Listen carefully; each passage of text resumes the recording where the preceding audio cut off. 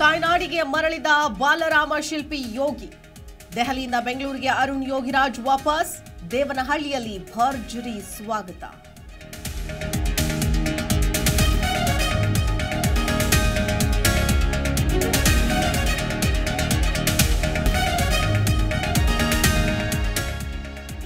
ಬಾಲರಾಮನ ಪ್ರತಿಮೆ ಆಯ್ಕೆಯಿಂದ ಖುಷಿಯಾಗಿದೆ. ತುಂಬಾ ಸಂತೋಷದಿಂದ ವಾಪಸ್ ಆಗ್ತಾ ಇದ್ದೇನೆ. ಬೆಂಗಳೂರಿಗೆ ಮರಳಿದ ಬಳಿಕ ಯೋಗಿರಾಜ್ ಹರ್ಷ.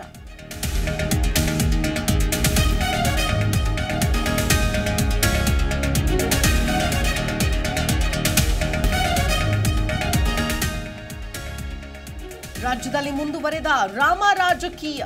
ನಾವು ಕೂಡ ಶ್ರೀರಾಮನ ಘೋಷಣೆ ಕೂಗ್ತೇವೆ ಎಂದ ಸಿಎಂ.